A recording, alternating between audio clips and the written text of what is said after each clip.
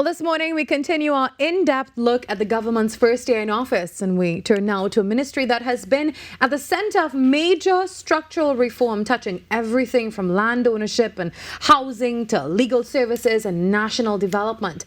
And over the past 12 months, the Ministry of Land and Legal Affairs has undergone significant transformation, with a clear focus on cutting bureaucracy, accelerating land distribution, modernizing legal systems, and expanding access to opportunities for citizens. From delivering hundreds of long-awaited leases and certificates of comfort to launching new programs like the Land for the Landless, digitizing laws, and advancing major housing and investment initiatives, the work of this ministry has been both wide-ranging and impactful. Well, joining us now is Minister of Land and Legal Affairs, Saddam Hosein, as we examine what has been achieved so far and what comes next. Good morning, Minister, and welcome. Good morning, Vermala. Also, good morning to Trinidad and Tobago. And I'm happy to be here today, especially on such a blessed day, as we celebrate the birthday of our Honorable Prime Minister. So I want to take this opportunity also to wish our Honorable Prime Minister, Mrs. Kamala Prasad Bisesa, a very warm and happy birthday today. I echo that. Happy birthday to our Honorable Prime Minister.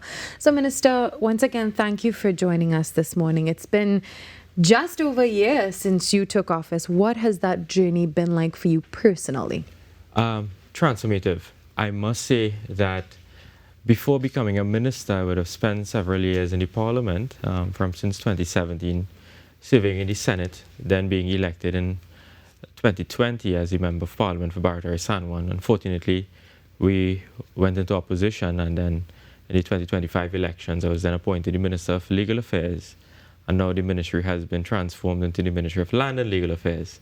So in your opening remarks, we did in fact transform from real property to also legal and intellectual property.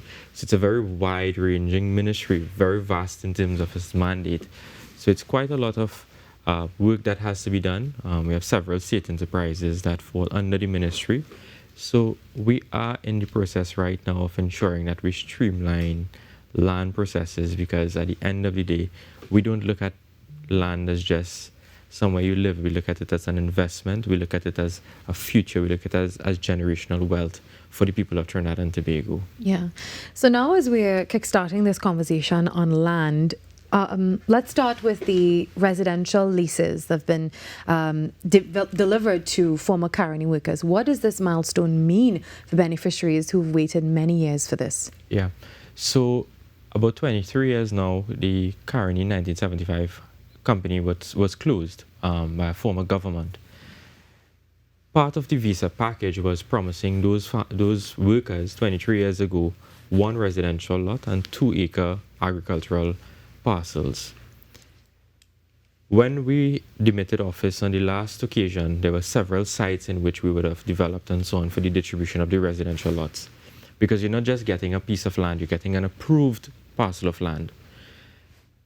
When I took office, that was one of the first things we looked at, forming part of our manifesto promise.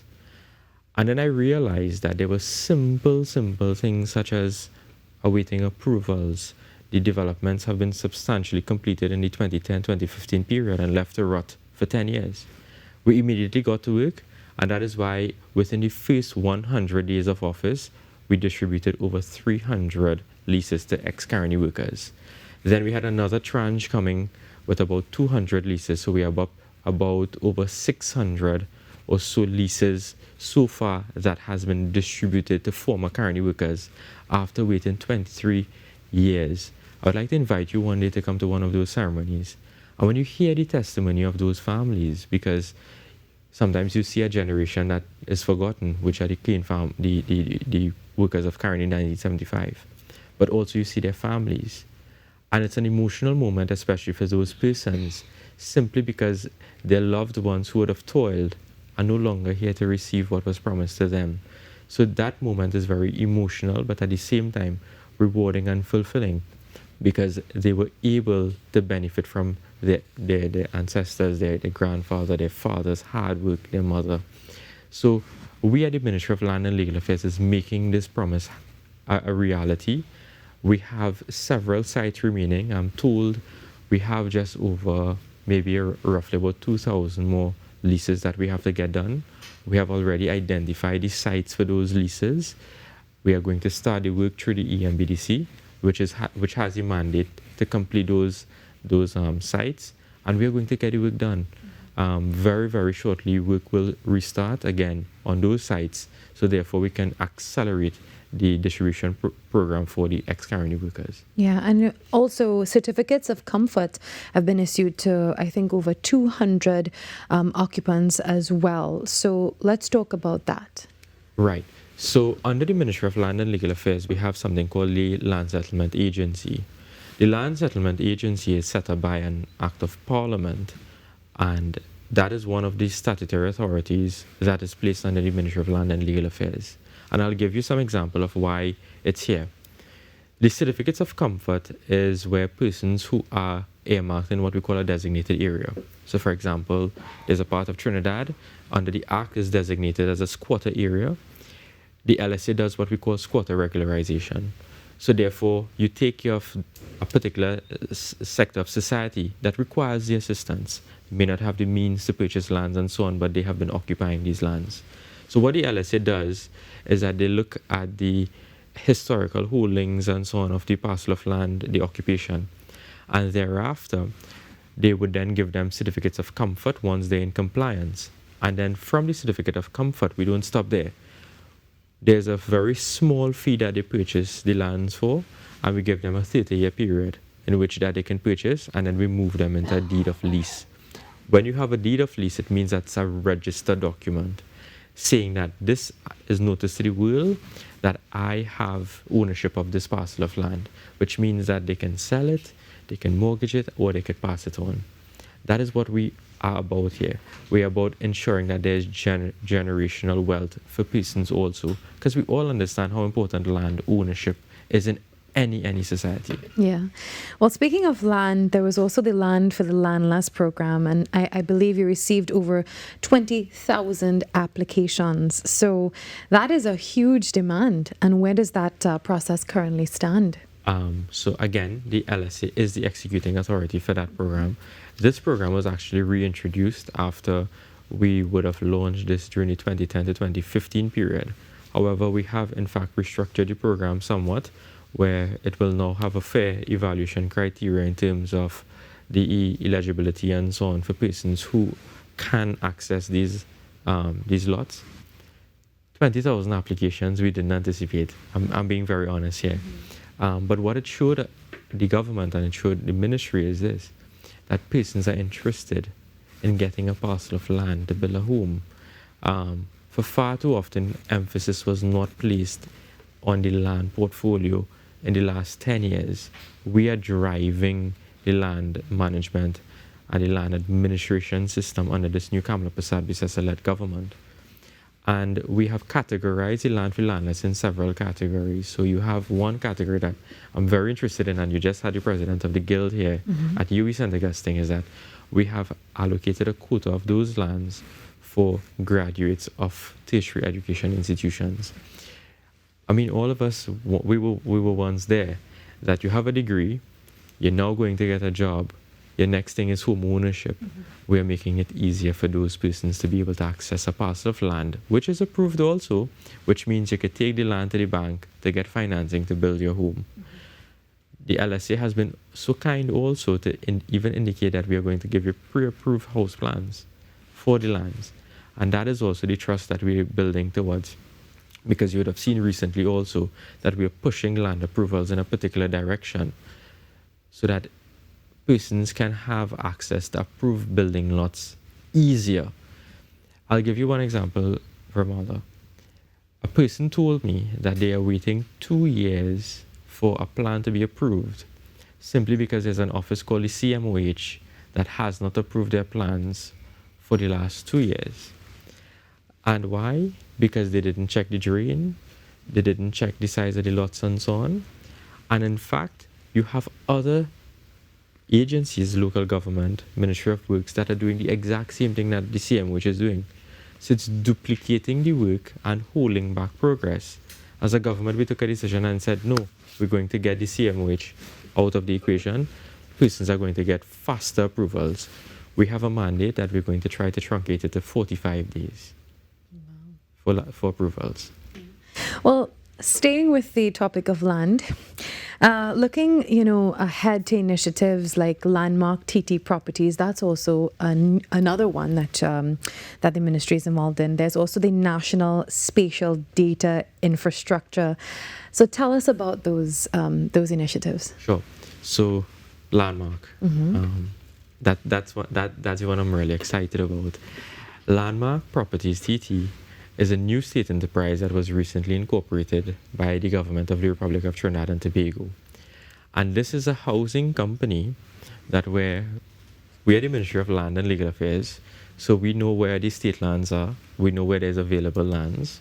So we have identified particular sites of lands, and Landmark TT will now be able, as a public-private partnership engine, to engage private developers to construct homes on state lands. However, the houses are not going to be subsidized homes. They're going to be sold at market value, and the developers will have to put out all of their cash. The government is not paying for this. We are providing the lands, we have the lands, the developers build on the land, and therefore we monetize the values of the land. So when the houses are sold, of course the value of the lands will in fact increase. The government takes its share of the price in terms of the land value. The developer takes their price in terms of what the construction cost and so on and infrastructural costs will be. And there's a win for everyone. There's a win for the homeowner, there's a win for the developers, and there's a win for Trinidad and Tobago, because we will be able to provide housing stock.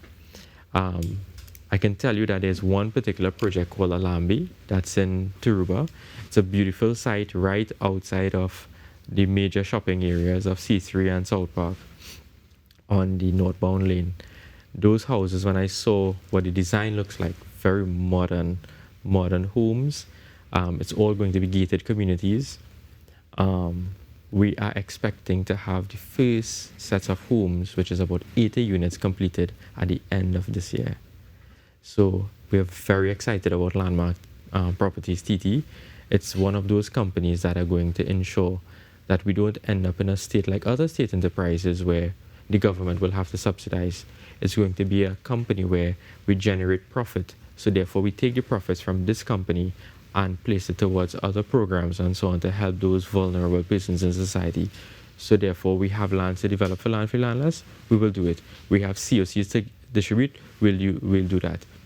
So my Ministry of Land and Legal Affairs is taking care of all of Trinidad and Tobago. We're not focusing on just one sector, but we're looking at a holistic approach across the board. Now, switching gears and switching hats for you to the more legal side of the ministry, let's talk about the company's registry amnesty. And I know that brought thousands of businesses into compliance. How significant was that in stabilizing the corporate sector? That's a very touchy one, very contentious. Trinidad and Tobago persons who have companies have expressed some difficulty with respect to compliance and so on. And it's not because the government wants to have to do this. It's because our international partners are telling us, listen, you have to bring your company's records up to compliance in terms of international standards, because people use companies as modes of drug trafficking, funds, money laundering, financing of terrorism, and so on. So we live in a global community. So if our global partners are saying, well, listen, you have to do this to be compliant, well, we have to join the same movement. The company's registry has been striking out companies that are not compliant for quite some time. That exercise was ongoing. When I became the Minister of Legal Affairs, I was approached by several companies that says, listen, we have all of these fees to pay, we need to get an amnesty. Immediately the government acted and we had the amnesty, if I'm not mistaken, in around May or so, and we brought a lot of companies back to compliance. Some were even restored on the register. I know when I leave this program, I'm going to get calls about NPOs, which is the non-profit organizations, because persons have been expressing some difficulty with compliance. One particular issue is that you have to file what you call an annual return. So every year, you must tell the world through the company's registry, these are my directors, these are the beneficial owners of the company, this is the address of the company, this is the shares of the company. With the NPOs, you have to file something similar called the annual return, But in addition, you have to file another return. So we find it's a bit of a duplication.